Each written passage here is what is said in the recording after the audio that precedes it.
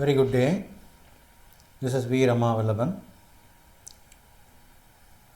With regard to this series on literature and management, we are going to see yet another interesting subject on cost of quality versus cost of poor quality. On this, what our great saint Thiruvalur has said. I would have told many times, whatever we are talking today in the management concepts, almost everything has been told by our great saint Thiruvalur. So many a time we have concentrated on science, mathematics, etc., and we concentrate on that kind of stuff. But in literature, we have a lot of things to learn how to manage things. So apart from the technical capabilities, when one is having a capability of managerial skills, they will definitely shine in their career. So with regard to this subject on cost of quality versus cost of poor quality, what Thiruvalur has said, let us see.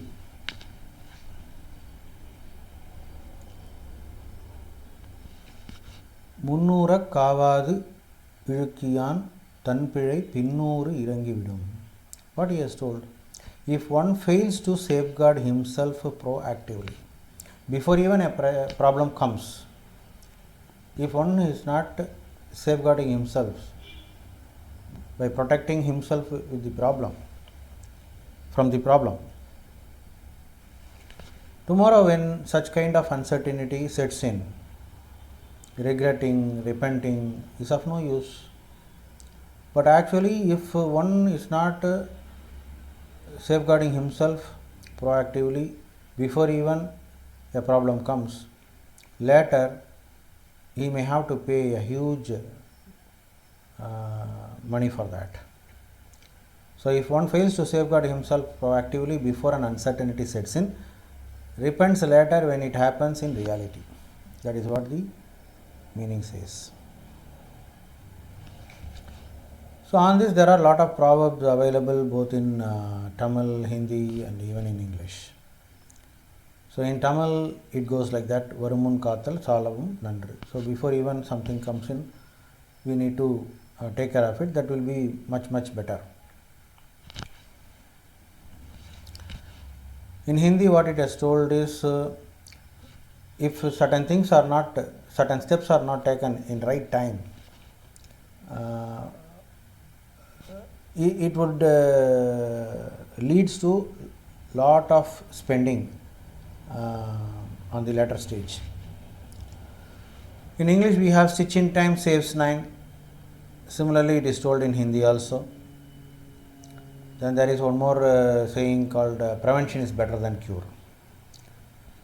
So if you take this corona,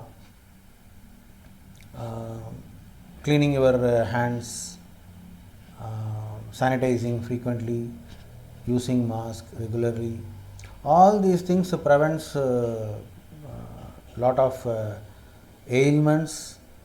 Most importantly, if corona comes in, the treatment is very difficult. We might have heard hospitals are not having beds, they don't have oxygen, the supply of most medicines which is very much required for treating corona is not available. So earlier to that, when people, they are all so careless, it will not come to us. Nothing has happened like that before. We are doing this, that, etc. For us and all, it will not come. So this kind of attitude, the science doesn't know all these things. Science is science depending upon the immunity power, or there are a lot of ifs and buts which we may not be able to assess. So it is better to keep ourselves cautious on such kind of uncertainties. So naturally, the prevention is better than cure. So coming to this cost of quality versus cost of poor quality, this can be classified, cost of quality can be classified broadly into two. One is cost of good quality, other is cost of poor quality. On cost of good quality, prevention costs, appraisal costs. On cost of poor quality, internal failure cost and external failure costs.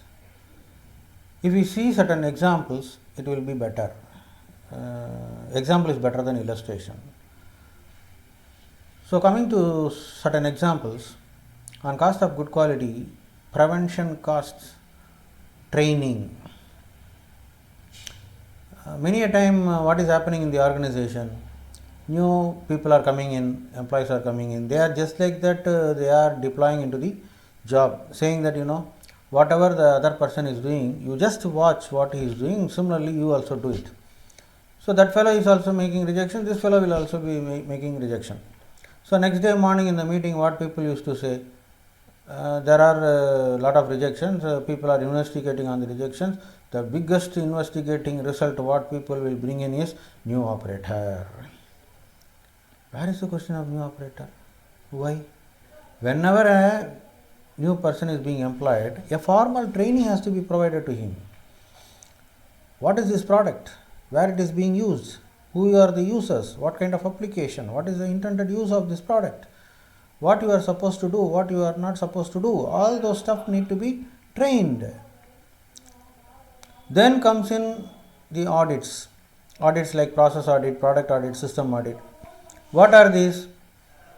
Actually, when already the training has been provided, people are on the job, we need to just see whether things are in place, whether whatever the process we have defined, whether it is going as per that or not, whether the product which are supposed to come as a result, whether such results are observed in the product or not, what kind of system we have established, whether such things are followed or not, whether such system is working or not. You have assumed that such kind of system will work for you, whether your assumptions are right or not. So you need to go and audit after installing or after establishing a system. You need to go and audit whether things are working the way you wanted or not. Then supplier assessment. Whatever the products you are buying, those things has to be of in good shape. It should be of defined. It should be complying to the defined specification, drawing, etc. And before even enrolling some suppliers, we need to assess the suppliers whether are they having capacity, are they having capability of understanding things whatever we wanted, do they have real capacity of producing things whatever we wanted, whether our demand is within their capacity. Without assessing all these things, if you just land into a supplier's place, many a time we may not be successful. Then FME and control plan, what kind of potential failure are supposed to come, whether such that is whatever the potential failure you have listed, all those things has to be captured in the FME document.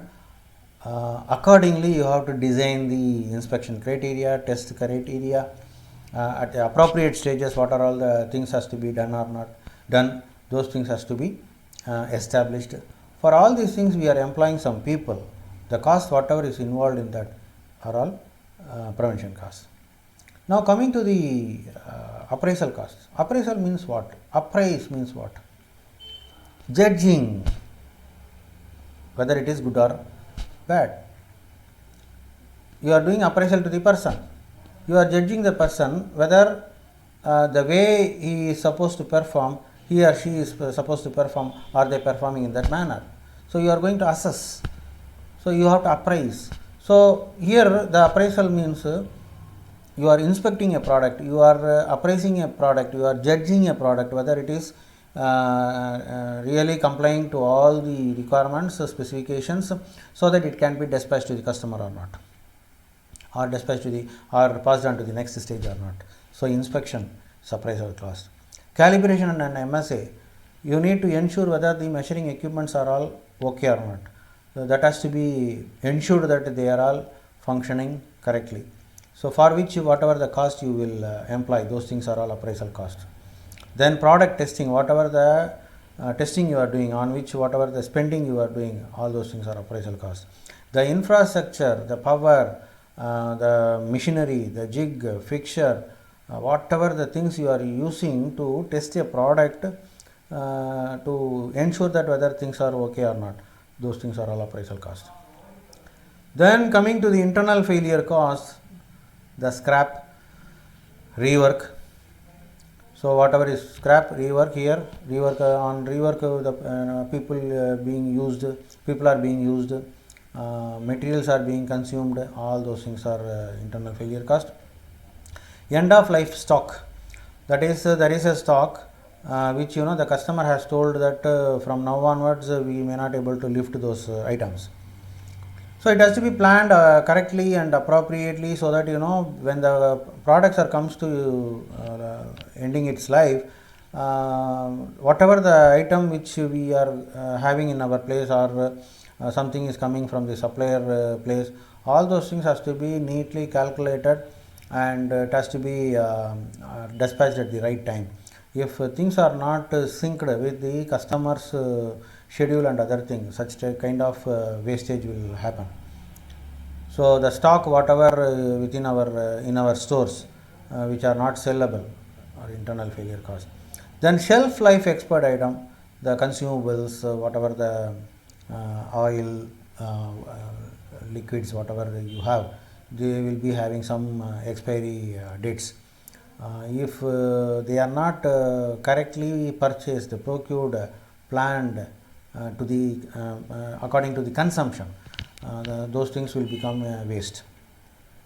Then external failure cost, customer return, whatever the customer has returned saying that there is a problem in your product, it is a external failure cost. The logistics related to bringing back those items, the transport, movement of goods, failed goods, such things are external failure cost.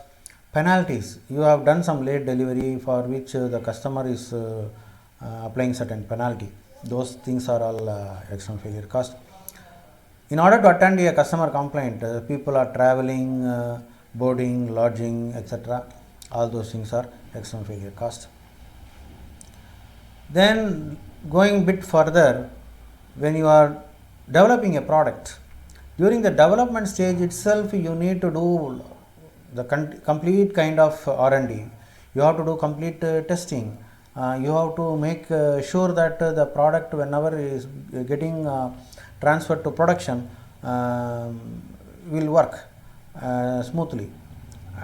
If you have sent a half-rotten developed product to the production, there the people will be start doing R&D, like hitting left side, cutting 0.5 mm on one side, and doing a lot of nonsense, because of which there will be huge rejections could crop up in the production line. That will be a cost of poor quality.